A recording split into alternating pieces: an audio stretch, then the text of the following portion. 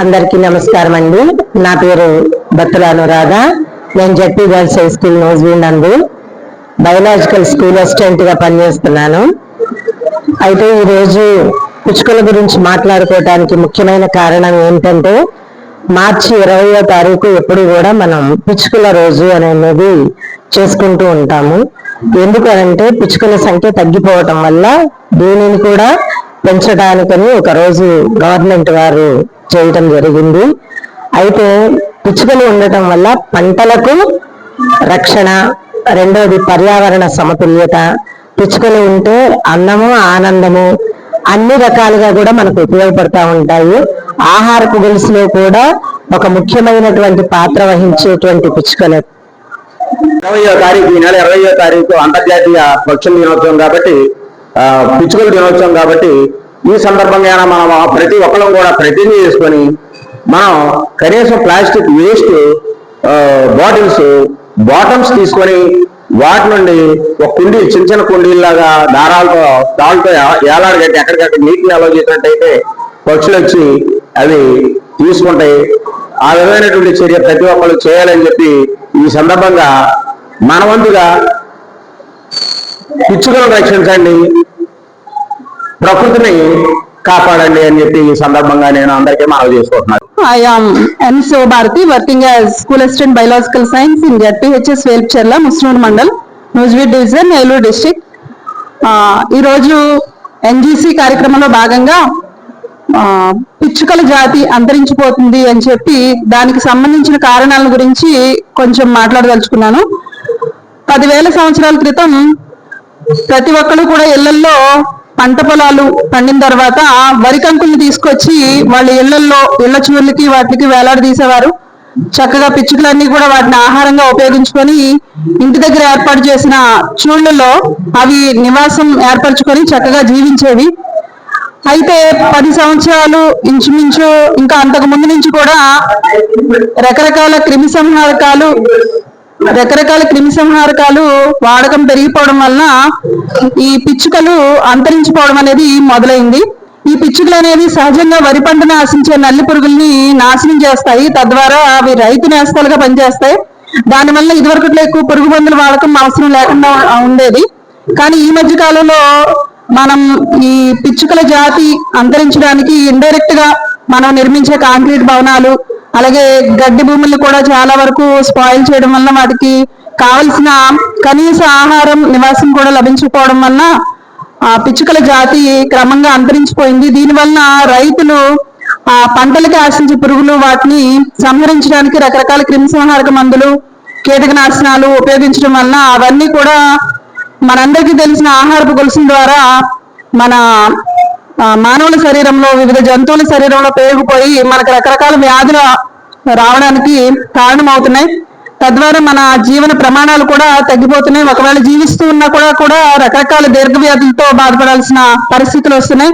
కాబట్టి మనందరికీ కూడా మేలు చేసే ఈ పిచ్చుకల సంఖ్యను పెంచుకోవడం కోసం మనందరూ కలిసికట్టుగా కృషి చేద్దాం. దానికోసం మనం పిచ్చుకలకు కావాల్సిన ఆహారం అందించే ఏర్పాట్లు చేద్దాం. అలాగే వరి కంకుల్ని పిల్లలతో చక్కగా వేలాడదీసి వాటికి ఆహారంగా అందించే ప్రయత్నం చేసి అందరూ కలిసికట్టుగా కృషి చేసి పిచ్చుకల సంఖ్యని పెంచుదామని చెప్పి. వందనాలండి. ఈరోజు ఏలూరులో మేము నేషనల్ గ్రీన్ కోర్ తరఫున రాష్ట్ర స్థాయిలో ఒక సదస్సును ఏర్పాటు చేయడం జరిగింది. ఇక్కడ హాజరైనటువంటి అందరి గ్రీన్ టీచర్స్ కి మేము ముఖ్యంగా పిచ్చుకల గురించి ఎక్కువగా నేర్పించడం జరిగింది. అంతేకాకుండా హరిత పాఠశాలను నిర్మించడానికి కోసం పాఠశాలలో ఎలాంటి విధి విధానాలు చేయాలి, పాఠశాలను ఎలా రూపొందించుకోవాలి, ప్లాస్టిక్ ఫ్రీ జోన్స్ గా ఎలా మార్చాలని చెప్పాము.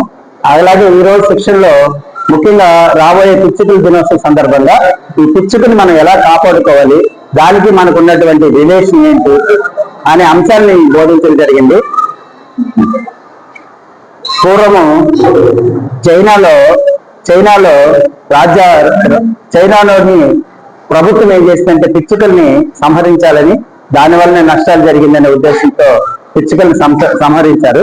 కానీ ప్రస్తుతం మన దేశంలో ఏ రాజ్యాధికారి చెప్పట్లేదు, కానీ మనిషే రకరకాల ఉపకరణాలు ఉపయోగించడము, అందువల్ల విద్యుదయస్కాంత తరంగాలు ఏర్పడడం వల్ల ముఖ్యంగా సెల్ ఫోన్స్, వాటికి వచ్చేటువంటి రేడియేషన్ వల్ల పిచ్చుక అనేది కనపడకుండా పోతుంది.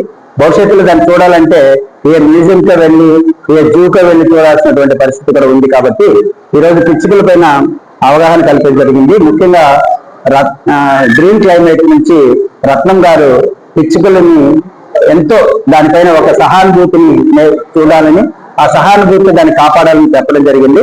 అలాగే ఇక్కడ నుండి హాజరైనటువంటి టీచర్స్ కి, హెడ్ మాస్టర్స్ కి, డిస్ట్రిక్ట్ కోఆర్డినేటర్స్ కి అందరికి కూడా కొన్ని చిన్న చిన్న గేమ్స్ లాంటివి ఆడిపించి కొలాబరేషన్ యాక్టివిటీ ఎలా ఉండాలి, అందరూ కలిసికట్టుగా ఉంటేనే పర్యావరణాన్ని మనం రక్షిస్తామనే ఉద్దేశం చెప్పడం జరిగింది. సో ఈ విధంగా అలాగే క్రాఫ్ట్ వర్క్ కూడా మీరు చూస్తున్నారు. సో ఈ క్రాఫ్ట్ వర్క్ లో కూడా మనము ఒక వేస్ట్ మెటీరియల్ ని ఎలా చేయాలి, ఎలా దాన్ని మాడిఫికేషన్ చేసి మనం రీయూజ్ చేయాలనే మా టాపిక్ ని కూడా మనం చెప్పడం జరిగింది. సో ఈ విధంగా ఈ రోజు ప్రోగ్రామ్ నడిచింది. నా పేరు కె ఫణీంద్ర పావని, జెడ్పీహెచ్ఎస్ శనివారపేటలో స్కూల్ అసిస్టెంట్ బయాలజీగా వర్క్ చేస్తున్నాను. ఈ రోజు నేషనల్ గ్రీన్ క్రాప్ వారు నిర్వహించినటువంటి వర్క్ షాప్ లో ఎంబీసీకి సంబంధించిన ఆ టీచర్స్ అందరము కూడా పాల్గొనడం అనేది జరిగింది. ఏలూరు జిల్లాకు సంబంధించినటువంటి ఎన్రోల్ అయినటువంటి టీచర్స్ జాయిన్ అయ్యాం. ఇక్కడికి వచ్చినటువంటి నీలకంఠ గారు అలాగే రత్నం గారు మాకు ఎన్నో విషయాలను విశదీకరించారు.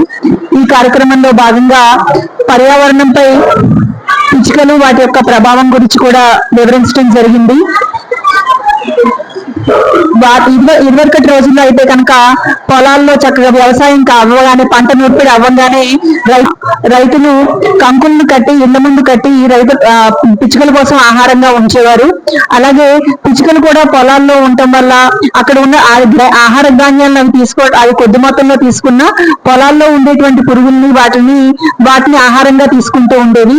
1958 లో చైనా వారు స్పారో క్యాంపెయిన్ అనేటువంటిది నిర్వహించడం జరిగింది. అక్కడ ఆహార ధాన్యాల కొరత ఏర్పడటం వల్ల అక్కడ గవర్నమెంట్ ఇచ్చినటువంటి ఆదేశాల మేరకు అధికారులు ఈ పొలాలని, పంటల ధాన్యాలని వాటిని పిచ్చుకలు నాశనం చేస్తున్నాయనే ఉద్దేశంతో స్పారో క్యాంపెయిన్ నిర్వహించి చాలా వరకు పిచ్చుగూళ్ళని వాటిని ధ్వంసం చేయడం జరిగింది.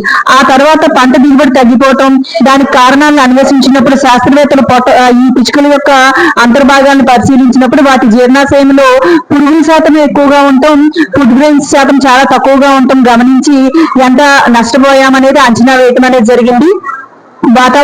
మన పర్యావరణంలో కూడా ప్రస్తుతం ఉన్నటువంటి పరిస్థితుల్లో సెల్ ఫోన్ టవర్స్ అవి ఎక్కువైపోయినాయి. అలాగే ప్రతి ఇల్లు అంతా కూడా కాంక్రీట్ జంగిల్ గా మారిపోవటం వల్ల పిచ్చుకలు గూడు కట్టుకునేటువంటి అవకాశం అనేది లేకుండా పోయింది. అలాగే ఈ రేడియేషన్ వల్ల ఏమవుతుందంటే కాల్కేరియస్ గ్లాండ్ సరిగా వర్క్ చేయక ఓవరీస్ నుంచి ఈ చుట్టూ ఉండేటువంటి కాల్షియం కి సంబంధించినటువంటి సెక్రీషన్స్ రాక ఎగ్స్ చుట్టూ షెల్స్ ఫామ్ అవ్వట్లేదు. దానివల్ల కూడా ఈ పక్షుల యొక్క సంఖ్య ఫర్టిలైజ్ అవ్వక, దాని నుంచి పక్షులు రాక అవి వాటి జనాభా తగ్గిపోవటం అనేది జరుగుతుంది.